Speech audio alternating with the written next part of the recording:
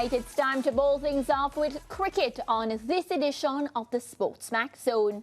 Well, the West Indies, they completed a convincing 201-run victory over Bangladesh in the first test at the Sir Vivian Richards Stadium in Antigua and Barbuda early on Tuesday. Alzari Joseph copped 2 quick wickets for West Indies, who began the day needing just 3 more scalps to wrap up the contest. Well, the local seamer had Hassan Mahmood caught behind for a 12-ball duck in the day's second over before trapping Jacob Ali in front for 31 to leave Bangladesh 129 for 9. His next delivery, short and well-directed at the new batsman, Shariful Islam, would prove to be the winning moment as the left-hander took a hit to the shoulder, which forced him to retire hurt 8 balls later, consequently handing the host the win with the visitors on 132. Bangladesh started the day on 109 for 7, chasing 334 for victory, while their captain, Mehdi Hassan Miraz, found positives from his team's performance despite the result. This is what he said: "We didn't bat well in this match. I think we made a few mistakes, but that can happen. We need to come back stronger.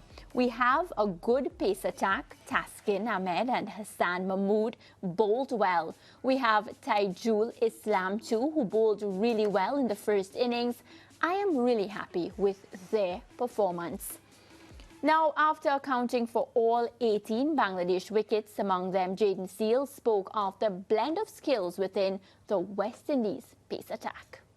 I think we're very well complemented because of how the pace of Azari and Shama, and then the skills with Ruchi and myself and Justin. We just come in and try and build that pressure and obviously force the batsmen to do something that they don't want to. Meanwhile, veteran Kemar Roach has expressed his excitement regarding the future of the Windies fast bowling unit, but insists the region must first address the nature of the wickets prepared for the bowlers to execute on. We still have a pitch crisis in the Caribbean. I think we need to have a big meeting in the people in charge. And I think once you get those guys on greener pitches, harder pitches, bouncier pitches, we all know what's going to happen. We're going to challenge batsmen more often than not. So I think it's a discussion that needs to be had. But going forward, we work together, we sit together. Don't care how hard it is, we're going to be out there giving the best for West Indies. Here's a recap of the scores in the contest. West Indies 450 for 9 declared and 152. Bangladesh 269 for 9 and 132. Well, our cricket commentator, Fazir Mohammed, joins us to discuss the performance on the field as well as the comments afterwards. Faz, how are you? Is it rainy in Trinidad and Tobago like it is in Jamaica? Probably not as heavily as it's happening in Jamaica, from what I understand, but there are parts of the country that have had quite heavy rain over the last couple of days in the far east of Trinidad. But here along the east-west corridor, as we know it, it's been more steady than heavy rainfall. Okay, good to hear, Faz. Well, I think I want to start today's discussion by getting a response from you about Kemar Roach and that comment, Faz, that he made about the pitches and, of course, you know, making sure that it is done to the tune of the bowlers. Well, we've heard this before from Kemar and indeed other bowlers as well. Jason Holt has made that point very, very often. And yes, I understand what he's saying about providing some more encouragement for the faster bowlers, but it's not preparing fast bowling pitches per se.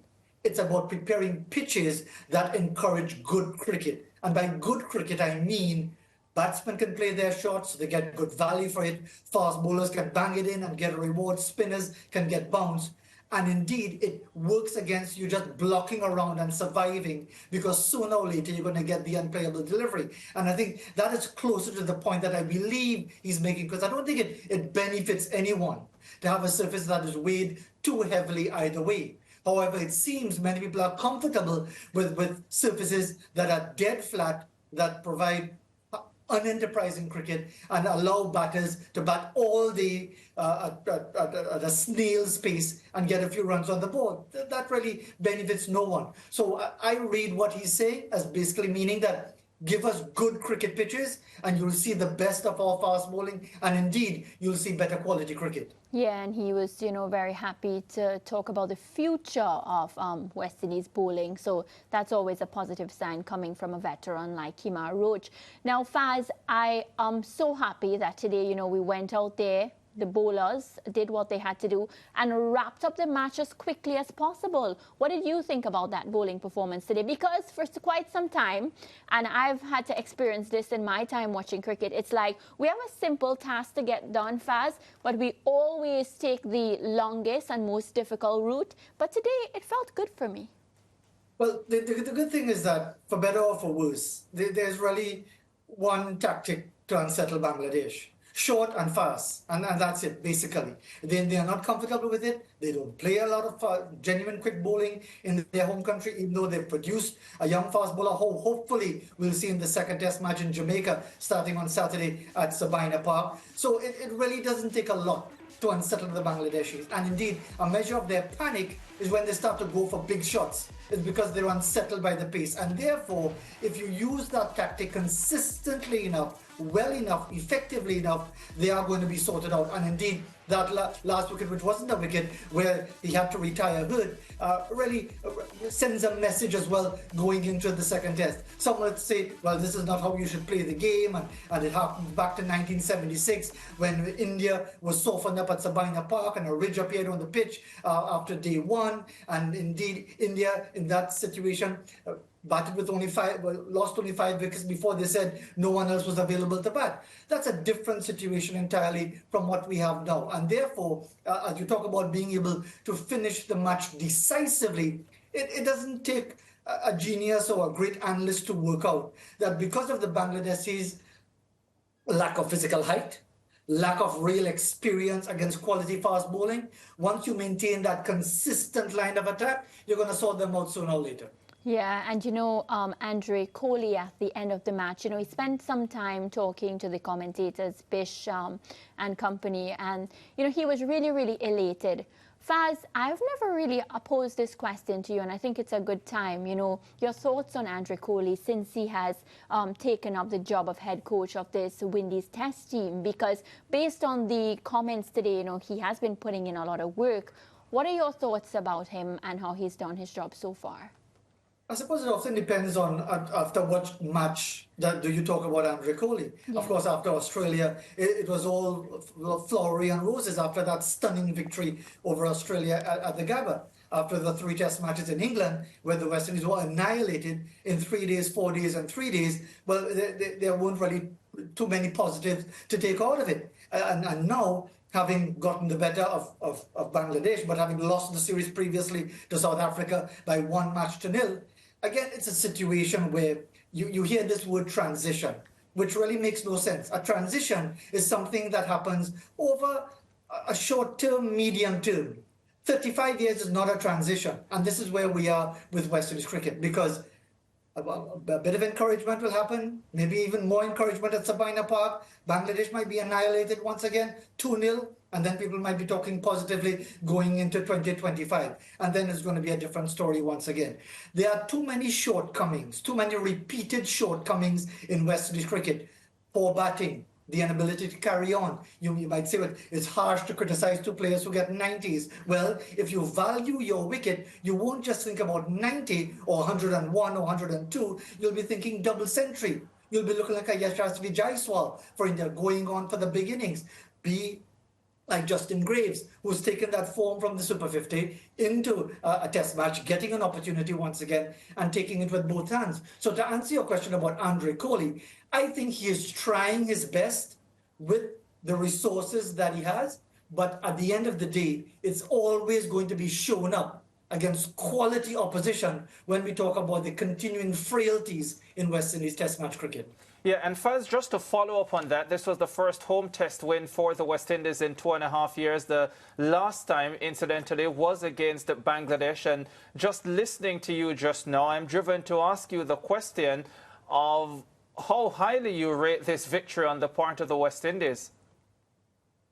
And you can't rate it as a tremendous success when the West Indies won 2-0 in Bangladesh in 2021 with a team that was led by Craig Brathwaite, no Jason Holder, and the feeling was the Western would struggle as they had lost comprehensively in Bangladesh in the previous series, you can say, yes, that was a really good performance. But look at how they shaped up in 2022, as if they really want to have nothing to do with fast bowling. And it's not very different now. And again, you'll hear some people might say, well, you know, they don't have Mushfiqur Rahim, they don't have Shakib Al Hassan, they don't have this one, they don't have that one, they don't have the other one. Well, look at the scores when they had all of them playing against either the West Indies or in any conditions where there's some genuine fast bowling. They don't want to be around, with one or two exceptions. They have a few quality players, but again, their technique is so fundamentally flawed that it really requires you to bowl badly for a long period of time to not beat Bangladesh away from home. Yeah, very much understand that point, fans. And, you know, we might be looking at it slightly differently now, a day later, but the decision by Bangladesh to declare in their first innings, at the time I was thinking to myself, well, on one hand, you can look at it as a positive way to play the game, trying to push for a victory. On the other hand, you could say, well, foolish on the part of Bangladesh, because what are the odds that they'll actually go on and win this game, even if they bowl the West Indies out cheaply in the second innings, which they ultimately did. But all it did, as far as I'm concerned, was to create more time for the West Indies to produce a win in this case. And then, of course, the latest talking point that maybe it is the Bangladeshis were afraid of the barrage of short-pitched bowling from the West Indies fast bowlers. And, of course, we saw a retirement that ended the match as well. Your thoughts initially when the declaration came, and looking at it a day later, has anything changed in your own mind? I actually saw it as a positive decision because, I mean, positive, let me contextualize it. I thought the match was over from the moment Bangladesh were trailing by 180-something runs because, again, the West Indies would have to perform poorly. I think they were poor in the field. They dropped about 3 or 4 catches, so they didn't have their cause there. So it was untidy in that respect. But again, it's not about weeping and wailing about Bangladesh because their cricket hasn't really improved. Yes, they had that series win over Pakistan, which I talked about. It was an historic success. But if you look at the state of Bangladesh cricket, once more, and the point was made before this test match, the vast majority of their cricketers are very comfortable being mediocre. So there is no motivation. So yes, it was a positive decision because it suggested that, look, they want to dismiss the West Indies cheaply, which they did. But in any event, 300 and change for Bangladesh on a surface that might offer a bit of assistance. It really requires something beyond the cricketing miracle for them to get anywhere close to that. Yeah, and vindication for the selectors playing 5 seam bowling options, not going with a specialist spinner, given how things turned out? Absolutely. When you look at it, horses for courses. You recognize that these opponents are uncomfortable with anything resembling a bit of bounce. So why not give them it whole day, every day, morning, noon, and night, and let them look forward to it as well come Sabina Park? Because at the end of the day, you go to Bangladesh, you go to other countries, there's every likelihood that you're going to be struggling in conditions which would favor the home team. And I say again, this was not about tailoring the conditions to favor the West Indies fast bowlers. It just happened to be a surface that offered a bit of pace and bounce. Look at that dismissal. The batsman isn't even trying to get in line. He's standing outside the leg stump, hanging the bat outside and showing no inclination. And this is their top order.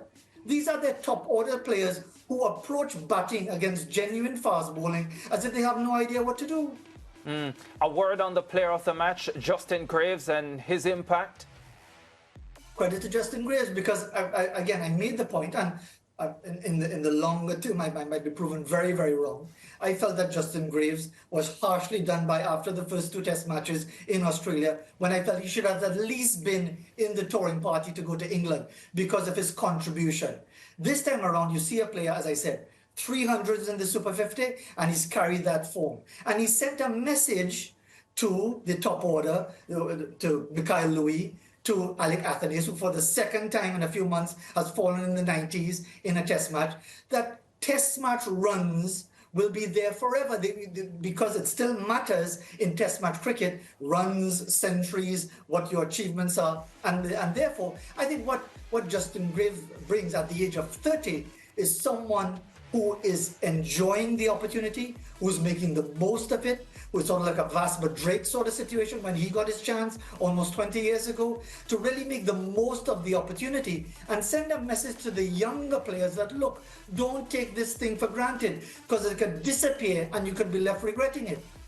Yeah, and quickly, Faz, you know, I might sound like a broken record, but we talk about Justin Graves and his fine performance in this match. You could even talk about Athenaeus and Mikhail Louis, who got into the 90s. They got runs.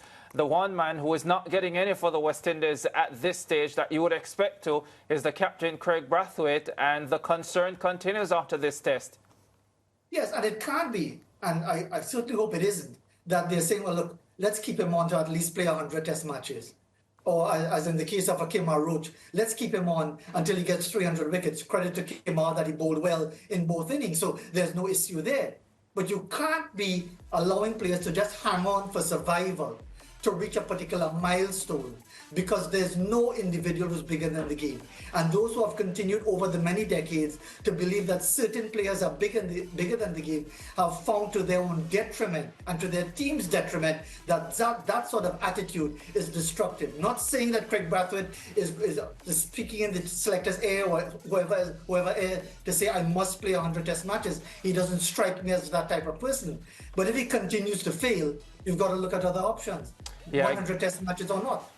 Yeah, I guess the problem, Faz, and you spoke to it last week as well, is that if no Craig Brathwaite, who do you go to? There isn't exactly anyone knocking at the door at this stage to take up the opening position. And then there's the issue of captaincy as well. I know Joshua De Silva is the vice captain, but it is a massive task to take on to be the West Indies Test captain. So I suspect a lot for the selectors to consider when it comes on to this Craig Brathwaite situation. But if we've learned anything in 2024, and we're coming close to the end of it, is that sometimes you just have to give people a chance, because so many players have been given a chance this year and they have done very well. Shamar Joseph, Kavem Hodge, Justin Graves himself, and you can look at a few others as well. So maybe the selectors will have to take the plunge at some point with this one as well. Indeed. We'll have to wait and see. There's one test match to come, and after that, there's a bit of a break before the test early next year against Pakistan, so we'll see. All right, take care, Faz. That second test coming to Kingston, Sabina Park. It starts on Saturday. Mariah Ramarak will be there, so if you want to see and interact with her, ensure you're at Sabina Park. You know, you have a style where you send me everywhere, right? Apparently you sent me to netball, and now you're sending me to Sabina. Thanks for that, Ricardo. You're welcome. I got the permission. You're welcome. All right, break time.